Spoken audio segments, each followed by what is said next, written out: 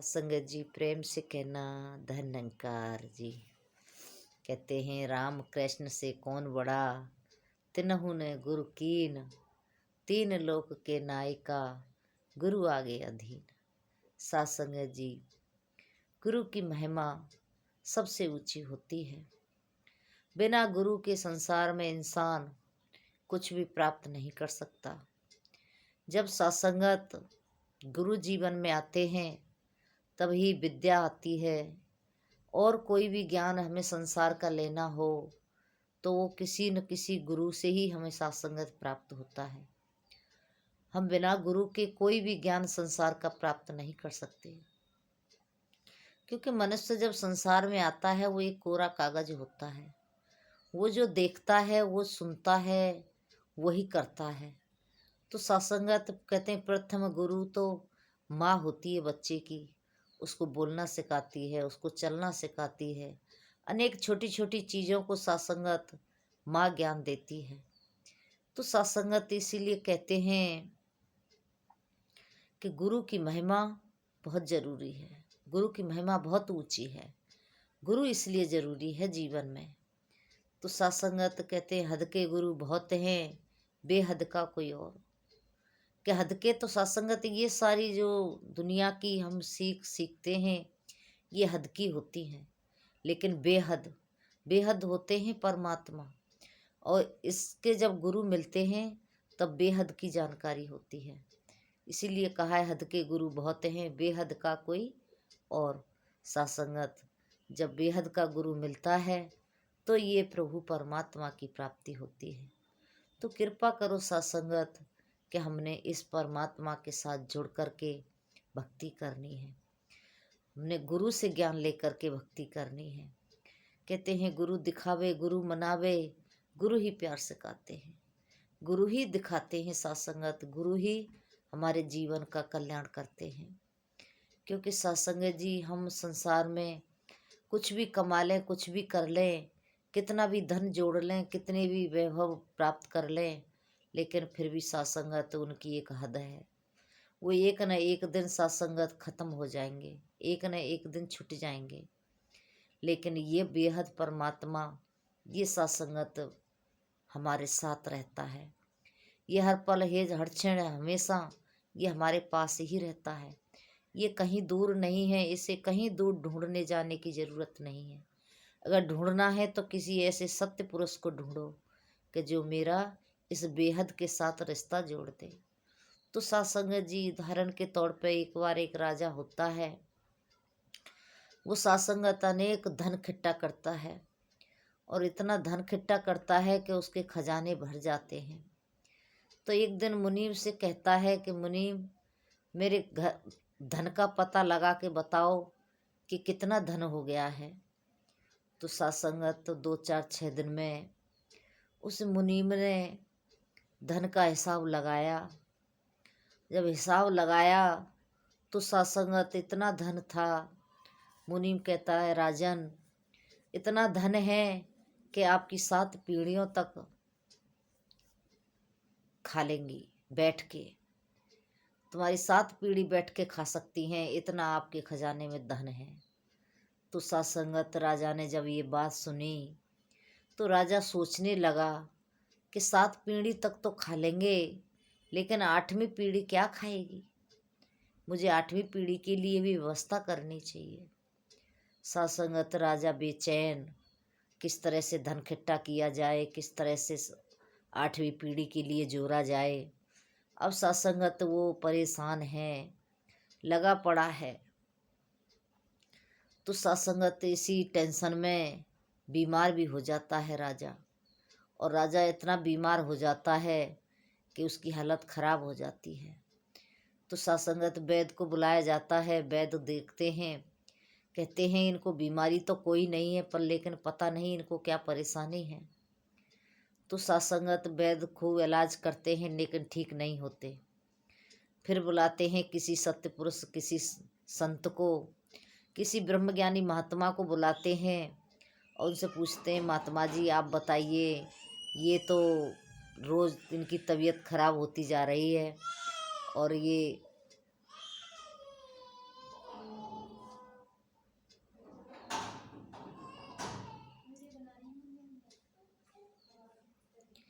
तो सत्संगत जब तबीयत खराब हुई तो फिर कहने लगे, ब्रह्मज्ञानी महात्मा आते हैं।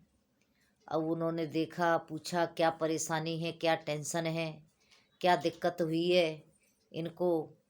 तो सत्संगत उन्होंने बताया कि परेशानी इनको हुई है कि इन्होंने धन का हिसाब लगवाया और जब पता चला कि धन 7 पीढ़ियों तक है तो ये 8वीं पीढ़ी के लिए सोचने लगे कि 8वीं पीढ़ी के लिए कहाँ से धन आए।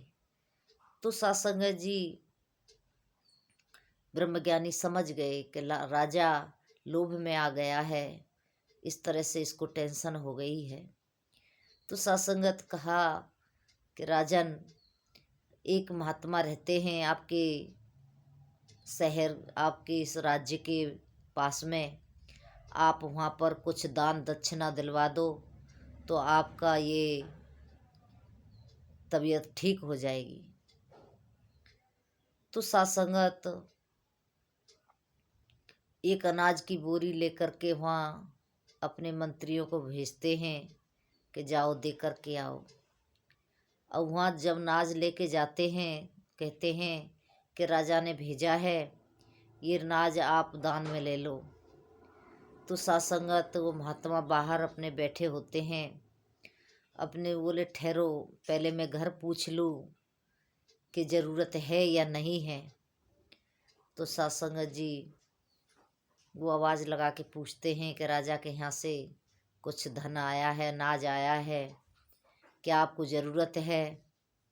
तो भीतर से उनकी पत्नी कहती हैं कि नहीं, अब के लिए तो है और सुबह की तो परमात्मा व्यवस्था करेगा, हमें ज़रूरत नहीं है। तो सत्संगत वो नाज वापस कर दिया। वापस कर दिया जब राजा के पास पहुँचे लेकर के, राजा से कहा कि राजन उन्होंने नहीं लिया। कि क्यों नहीं लिया? कि उन्होंने कह दिया कि शाम के खाने के लिए है और कल के लिए परमात्मा देगा। क्योंकि संत होते हैं, ऋषि होते हैं, जानते हैं कल का किसको पता है। तो सत्संगत राजा सोचने लगा, कमाल है, मैं तो 8 पीढ़ियों तक की सोच रहा हूँ, 8वीं पीढ़ी के लिए परेशान हूँ, और ये है कि इनको आज की खा के कल के लिए भी कोई परेशानी नहीं है या तो नहीं है। तो सत्संगत इस तरह से राजा को फिर ज्ञान हुआ, समझ आई कि मैं क्यों परेशान हूँ। तो सत्संगत इस तरह से इंसान अपने जीवन को खराब करता चला जा रहा है। कहने का भाव यही है सत्संगत जी कि हम दिन और रात इतना टेंशन लेते हैं, इतनी अपने अंदर उलझने पाले रहते हैं कि ये काम कैसे होगा, ये कैसे होगा, ये करना है, वो करना है। लेकिन सत्संगत अर्जुन से कृष्ण भगवान कहते हैं कि अर्जुन तू ज़्यादा मत सोच, जो भी ये सामने तू देख रहा है युद्ध, तो ये तो मैंने पहले ही कर रखा है। क्योंकि सत्संग जी परमात्मा जब इंसान को संसार में जन्म देता है उसके साथ ही सारी व्यवस्था कर देता है। उसका कब क्या होना है, कब क्या देना है, कब क्या मिलना है, ये सारी व्यवस्थाएं परमात्मा जन्म के साथ ही लिख देता है। इसलिए सत्संग जी हमें समय का इंतज़ार करना चाहिए। कहते हैं टेंशन लेने से बात तो बनने वाली है नहीं, लेकिन सत्संगत बात बनेगी तो सत्संगत कर्म करने से। हमने कर्म करना है, अपने कर्म को करते रहना है, और जिस समय सत्संगत जो व्यवस्था परमात्मा ने की है वो उस समय के अनुसार मिली जाएगी। लेकिन सत्संगत कभी कभी क्या होता है कि मेहनत का फल भी नहीं मिलता। इंसान बहुत मेहनत करता है लेकिन फिर भी नहीं मिल पाता, फिर सोचता है मैंने इतनी मेहनत की, मुझे कोई फल नहीं मिला। उसमें सत्संगत इस परमात्मा का अपना राज होता है, इसकी अपनी मर्जी होती है। एक छोटा बच्चा होता है, कहीं आँच चमक रही होती है, उसको पकड़ने के लिए वो भगता रहता है।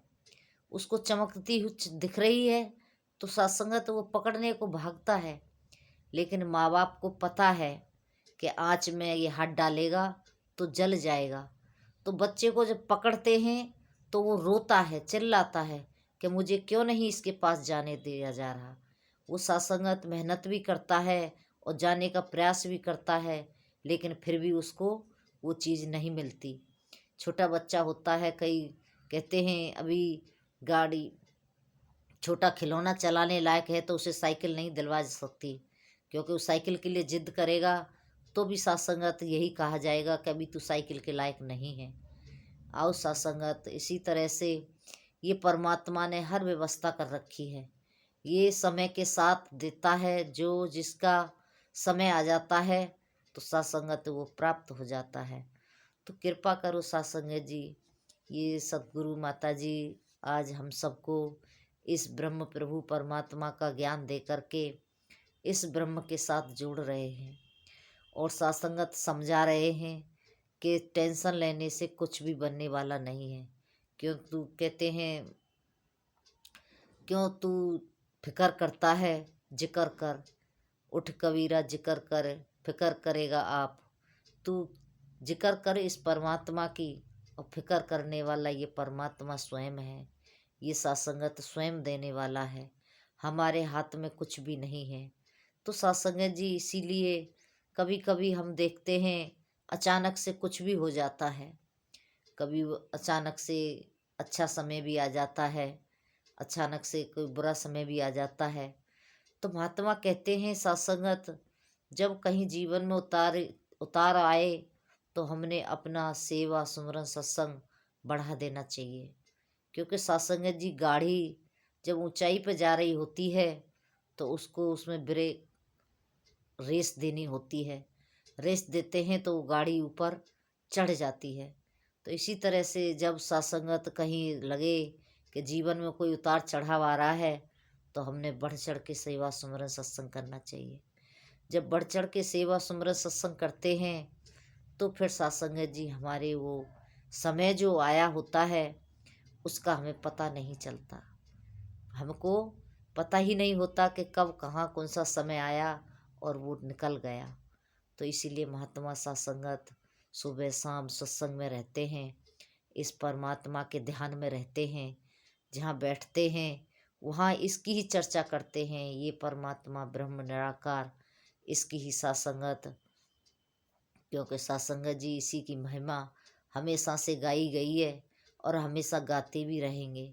क्योंकि सासंगत हम देखते हैं कि एक दो पीढ़ी तक, 2 या 3 पीढ़ी तक हमको याद रहता है कि परिवार वाला कोई दादी दादा परदादा, उससे आगे सासंगत किसी को पता नहीं होता कौन दादा कौन दादी, कौन कहाँ हमारा कौन रहता था, किसी को भी कुछ पता नहीं होता, भूल जाते हैं। लेकिन सासंगत हम प्रहलाद भगत को याद करें, सतयुग की बात है, चौथा युग चल रहा है सासंगत, 3 युग बीत गए, चौथा युग भी चल रहा है। और आज तक उनका जब नाम लेते हैं तो ऐसा लगता है कि अभी की सी बात है।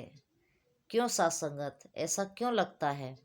क्योंकि वो इस ब्रह्म प्रभु परमात्मा के साथ जुड़े, इस निरंकार के साथ जुड़े, इस अजर अमरासी के साथ जुड़े, इसलिए वो भी अमर हो गए। तो सासंगत, इस अमर परमात्मा के साथ जो भी जुड़ जाता है, जो भी अपना रिश्ता जोड़ लेता है, उसका सासंगत जी पार उतारा हो जाता है।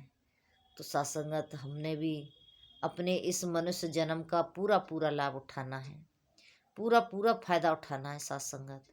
क्योंकि कहते हैं मानुष जन्म आखिरी सीढ़ी, फिसल गई तो बारी गई, कहे अवतार 84 वाली, वृथा सारी कमाई गई।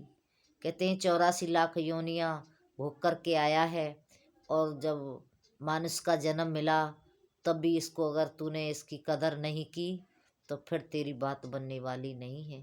कहते हैं सासंगत के मनुष्य का जन्म 84 लाख योनियाँ भेद करके एक बार मिलता है। अब एक बार में भी अगर हम चूक गए तो फिर कैसे बात बनेगी। लख 84 फिर बंदा आया, जन्म मिला इंसानी, हीरे जैसा जन्म लोगों इसकी कदर न जानी। कहते 84 लाख फिर के आया और हीरे जैसा जन्म मिला, फिर भी इसकी कदर नहीं जानी। तो सासंगत, हमने इसकी कदर करनी है, और इसकी कदर तभी होगी तब हम किसी सत्य पुरुष की शरण में जाएंगे। जब इसका मूल्य को पहचानेंगे, हम पहचानेंगे कि हमें ये मनुष्य जन्म क्यों मिला है। सत्संगत अगर हम यही करते रहे कि दुनिया के कामों में लगे रहे तो फिर सत्संगत बात बनने वाली नहीं है। कहते हैं इंसान का जन्म मिला है तो इस परमात्मा को जानो, साधन धाम मोक्ष कर पार। कहते मोक्ष के द्वार तक जाने के लिए ये मनुष्य का जन्म मिला है। अगर इस जन्म में परमात्मा को नहीं जाना, इसकी भक्ति नहीं की, तो फिर तेरा कुछ बनने वाला नहीं है। तो कृपा करो सत्संगत कि हम इस परमात्मा की बंदगी करते रहें, सेवा सुमिरन सत्संग करते रहें। आज समय के सदगुरु माता जी सारे संसार को ज्ञान बांट रहे हैं, सबको प्यार बांट रहे हैं। सत्संगत जी आओ सत्संगत, हमने निंदा नफरत से बच के रहना है, हमने किसी की भी बुराई नहीं करनी है। कहते हैं चाहे कोई कितना भी सत्संगत कैसा भी इंसान हो, हम जब किसी की बुराई करते हैं तो सत्संगत उसकी बुराइयां जो होती हैं वो हमारे अंदर आती चली जाती हैं, और हमारी जो अच्छाइयाँ होती हैं वो उसके पास चली जाती हैं। इसलिए हमने किसी की बुराई नहीं करनी। अगर हम बुराई करेंगे तो उसकी बुराइयां, उसके जो बुरे उसके जो कर्म हैं वो हमारे खाते में आ जाएंगे। इसलिए हमने किसी की बुराई नहीं करनी है। तो कृपा करो सत्संगत हम सेवा सुमरन सत्संग करते रहें, सदगुरु माता जी के चरणों में जुड़े रहें। कहते हैं कि पानी भरे पनिहारियाँ, रंग बिरंग घड़े भरिया उसका जानिए, जिसकी तोड़ चढ़े। सत्संगत जी जिसकी तोड़ सदगुरु के चरणों में निभ जाती है उसके वारे न्यारे हो जाते हैं। वो जिस काम के लिए संसार में आया है उसका वो काम पूरा हो जाता है। क्योंकि सत्संगत जी मनुष्य का जन्म लिया है इस परमात्मा को प्राप्त करने के लिए, और इसको प्राप्त नहीं किया तो सत्संगत फिर बात बनने वाली नहीं है। हमने इसमें ही इस परमात्मा की प्राप्ति करनी है और इस आत्मा का कल्याण करना है, इसकी मुक्ति करनी है, और वो भी सदगुरु के चरणों में जा कर के। तो ऐसी अरदास प्रार्थना सेवा सुमरन सत्संग हम हमेशा करते रहें, सदगुरु के चरणों में जुड़े रहें।